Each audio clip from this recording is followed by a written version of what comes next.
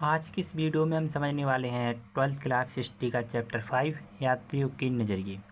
इसमें हम समाज के बारे में, उनकी समझ के बारे में समझेंगे कि लगभग 10वीं सदी से 17वीं सदी तक कैसे समाज रहा, उनकी समझ कैसे रही।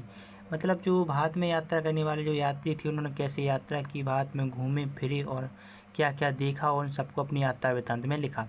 तो यात्रियों की नज़रिए इस चैप्टर का नाम रहने वाला है, क्योंकि भारत में कई सारे यात्री आए थे जिन्होंने भारतवर्ष को समझा था। ठीक है, तो इसमें हम पढ़ने वाले हैं महिलाओं और पुरुषों के कार्य की तलाश में प्राकृतिक आपदाओं से बचाव के लिए व्यापारिक, सैनिक, पुरोहित तथा तीर्थयात्रियों के रूप में फिरे और साहस भावना से प्रेरित होकर यात्राएं की।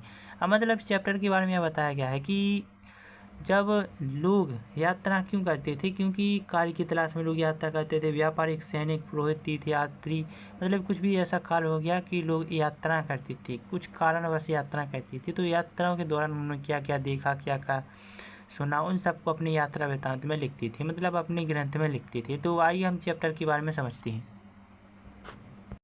इस चैप्टर में सबसे पहले हम पढ़ने वाले हैं अल-बरूनी का किताब उल हिंद। अल-बरूनी कौन थे? तो अल-बरूनी भी एक महान यात्रिकार थे जिन्होंने भारतवर्ष में यात्रा की थी और भारतवर्ष को अच्छे तरीके से समझा था।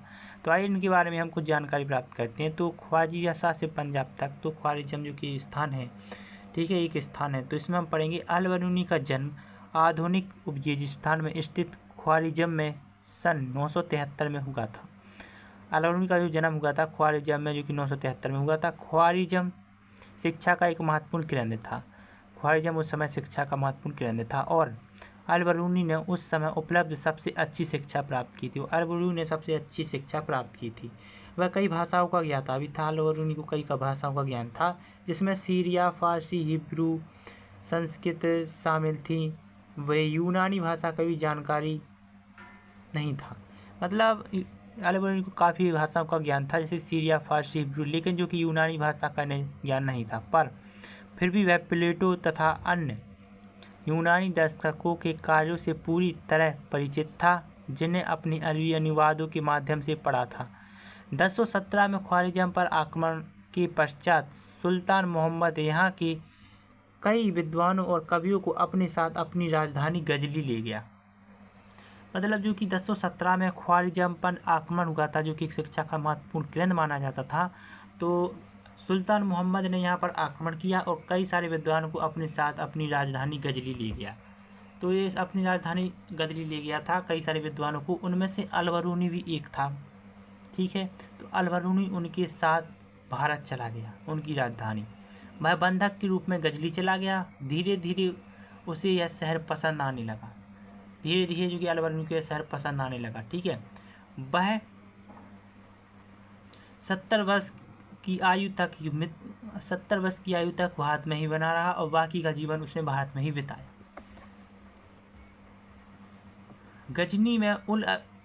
गजनी में ही अल-बरूनी ने भारत के प्रति रुचि विकसित की। यह कोई असामान्य बात नहीं है कि 8वीं शताब्दी से ही संस्कृत में परिचित खगोल विज्ञान, गणित और चिकित्सा संबंधी कार्यों का अरबी भाषा में अनुवाद होने लगा था। जो कि अरबी भाषा में अनुवाद होने लगा था 8वीं शताब्दी से भारत के अंतर्गत गजनी में।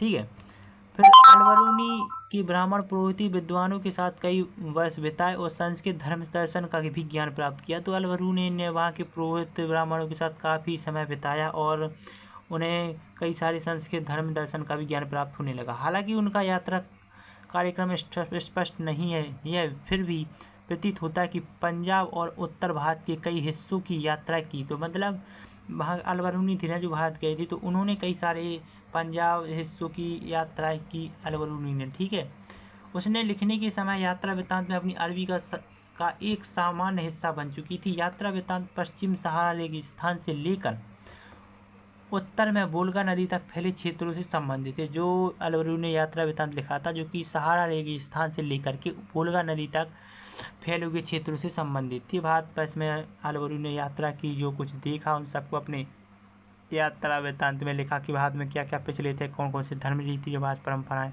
भारत में प्रचलित थी। तो वह सब जो कि उन्होंने अपनी यात्रा वृत्तांत में लिखा।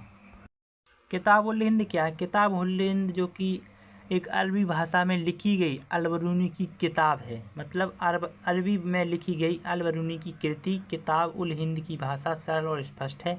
यह एक विस्तृत ग्रंथ है जो धर्म और दर्शन, त्योहार, खगोल विज्ञान, कीमती रीति रिवाजों तथा प्रथाओं, सामाजिक जीवन, भार तौल तथा मापन विधियों, मूर्तिकला, कानून, मातदंड, विज्ञान आदि विषयों के आधार पर 80 अध्याय में विभाजित है।